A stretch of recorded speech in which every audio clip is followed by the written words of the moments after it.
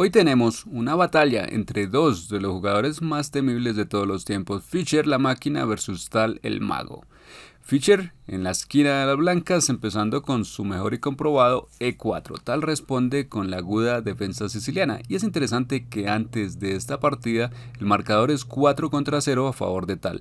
Pero todas esas partidas se jugaron cuando Fischer tenía solo 16 años. Ahora Fischer tiene 18 y está buscando la venganza. Entramos en la defensa siciliana abierta y después de unas cuantas jugadas Fischer juega G3, buscando poner en fianchetto el alfil y enrocar. Tal confesó después que se sorprendió un poco con este movimiento posicional y más bien humilde. Sin embargo, al siguiente turno Fischer empieza un ataque directo golpeando a la dama. Y al principio parece que la dama puede ir a cualquier lado, pero no es fácil, pues hay que proteger estas dos casillas donde el caballo blanco podría saltar. Y ahora Fischer continúa atacando con alfil F4 golpeando a la dama. Fundamentalmente, las negras tienen dos opciones, cubrir con el peón o cubrir con el caballo. Tal lo hizo con el caballo, que resulta ser la elección equivocada, aunque no es fácil descifrarlo a primera vista. En este punto Fischer jugó un brillante alfil E2. Y sé que puedes pensar, Igor, yo he jugado esto un montón de veces y nunca me han felicitado por eso. ¿Por qué? Bueno, la vida no es justa, pero en realidad es un movimiento brillante. De hecho, es tan fuerte que incluso Stockfish queda confundido. En este punto, con toda la seriedad, Stockfish recomienda que las negras vayan con su caballo atrás, como preparándose ya para otra partida. Eso demuestra lo fuerte que es alfil E2. Pero bueno, hablando más en serio, si piensas en esta posición, vamos a comprender por qué este movimiento es tan bonito y tan fuerte. Es que se ve esta clavada a este caballo y estamos tentados a jugar algo como dama de 4 para aumentar la presión. Pero de inmediato tu oponente responderá y nos mostrará por qué no jugamos como Fischer. Así entonces vemos que si quieres continuar con tu ataque y jugar ese tentador dama de 4, tienes que asegurar la casilla F3 primero. Y aquí está lo brillante de Fischer, porque lo más natural aquí sería jugar, ya que ha jugado G3 previamente, poner en fianchetto el alfil y jugarlo de inmediato. Sin embargo, eso es más débil comparado con lo que hizo de alfil E2, pero veremos por qué en un par de jugadas. Ahora en esta posición, Tal jugó alfil C5 y también lo responderemos en un segundo. La pregunta principal es, ¿consideras qué iba a hacer Fischer si jugaban A6 siguiendo lo que llamamos la regla de Fischer de neutralizar las piezas enemigas en tu territorio?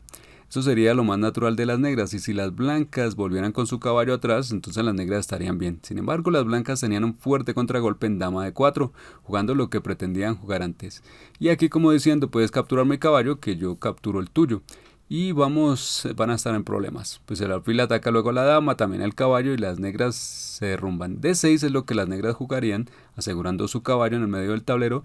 Y aunque el caballo blanco todavía está atacado, ahora hay un punto crítico. Las blancas tenían que encontrar el enroque, otro movimiento trivial pero que resulta ser brillante en este caso, sacrificando el caballo.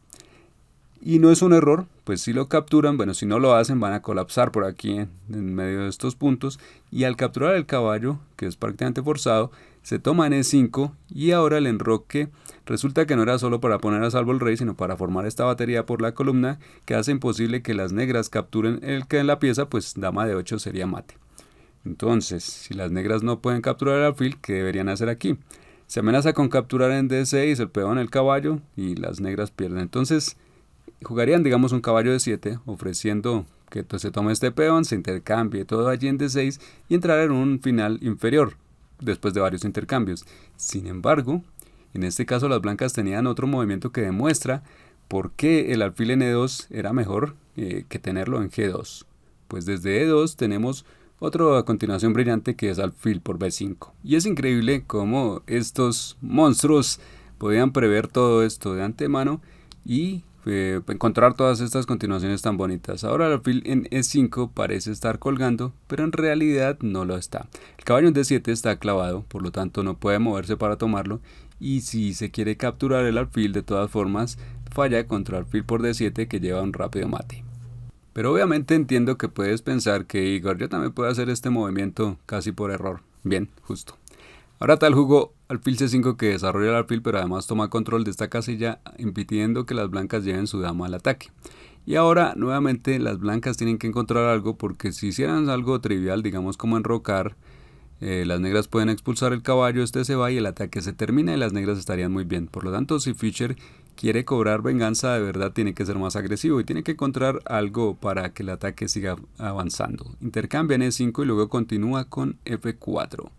Y ves que la dama en E5 se va quedando sin casillas, aunque está en el medio del tablero, pero no tiene a dónde ir. No puede ir por aquí, tampoco por allá, por allí tampoco. Los peones controlan otras casillas más. En general, la dama es expulsada hasta B8. Muy triste, pero la dama tiene que quedarse cuidando de esas debilidades de las negras. Y ahora Fischer continúa con peón E5. Y el caballo tiene el mismo problema. Este no tiene casillas adelante donde pueda ir, pues las blancas lo controlan todo. Por lo tanto, el caballo tiene la triste necesidad de moverse atrás. Podemos ver que parece que Fischer estuviera promocionando su ajedrez 960 o Fischer o random, pues todas las piezas negras se han quedado atrás como desordenadas.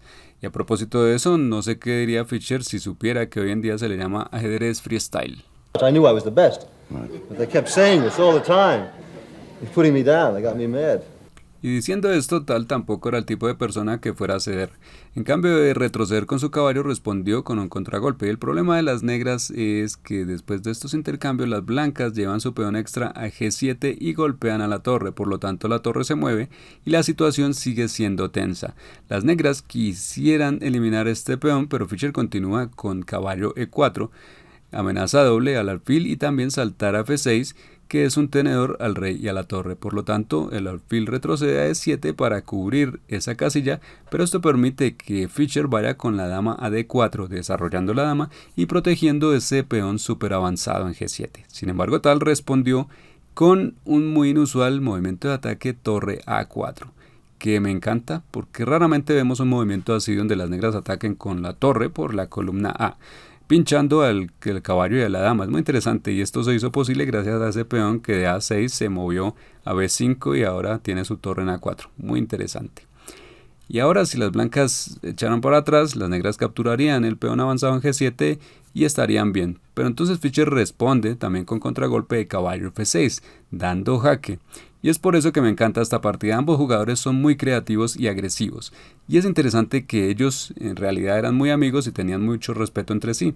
Durante el torneo de candidatos al siguiente año, Tal fue hospitalizado y Fischer fue el único jugador que lo visitó en el hospital.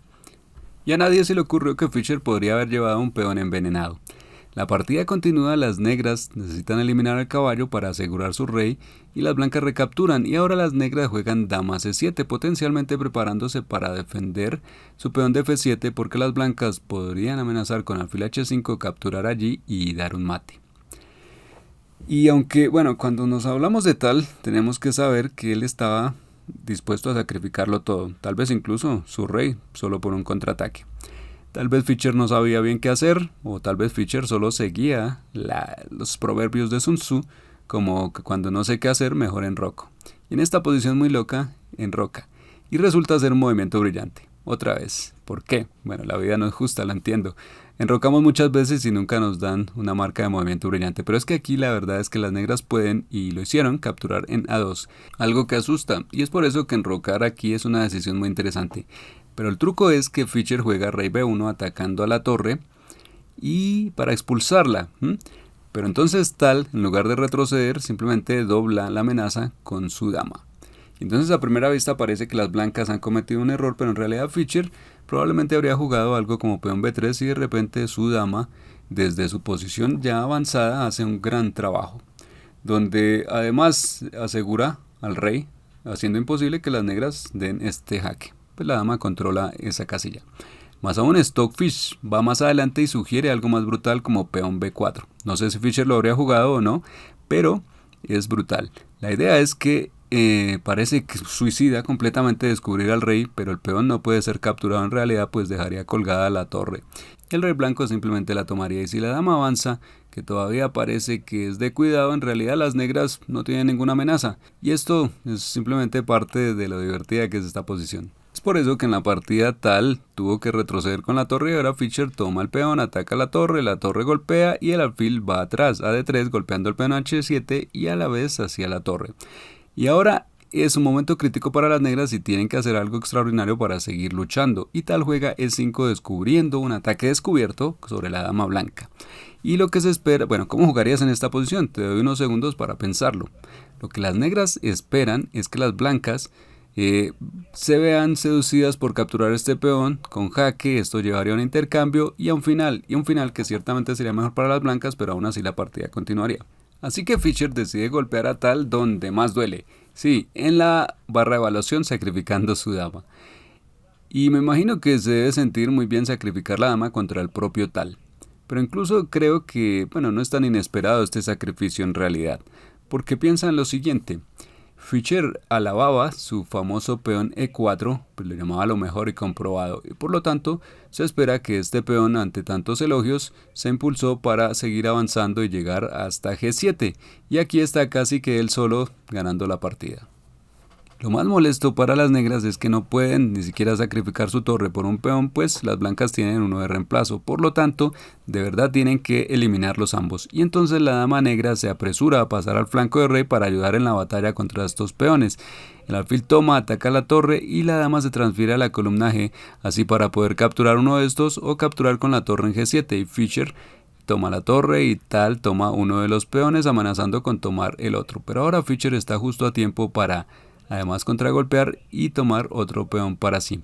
Y ahora hay algo muy interesante aquí, y es que el rey se mueve a D8, se acerca a su alfil y lo reprime. Le dice: hey, tú has estado ahí todo el día haciendo nada mientras nos están destruyendo. Y el alfil responde: no es cierto, señor, he estado aquí protegiendo este peón crítico todo el tiempo. Fischer escuchó la charla y decide ayudar al alfil negro jugando alfil E6. Así, la idea es cierta, protege el peón, el alfil negro, mientras que el blanco aprovecha la clavada. Y en este punto las almas débiles intentarían hacerse a un lado de estos rayos X con su rey moviéndolo, pero tal era alguien que siempre buscaba contragolpes. Y aquí juega dama H6 con un ataque doble, al cual Fischer responde con un truco también. Sacrifica al alfil temporalmente en D7 y luego aprovecha la clavada para recuperarlo. Tal toma un peón, Fischer también, y en este punto la posición blanca ya es ganadora. Pero Fischer sigue un poco más por aquí y por allá, no sabemos bien por qué, tal vez simplemente disfrutando del hecho de que ha vencido a tal y quiere prolongar el momento.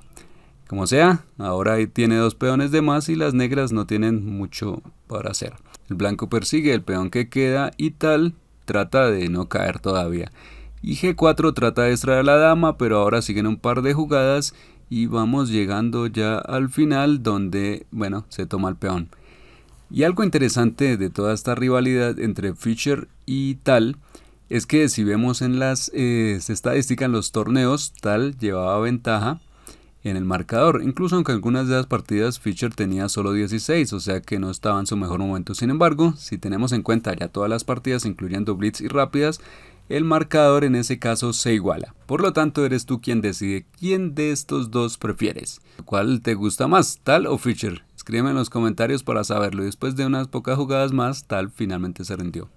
Y si quieres conocer las 3 reglas doradas de Fischer para elevar tu nivel en el ajedrez, estudia este otro video.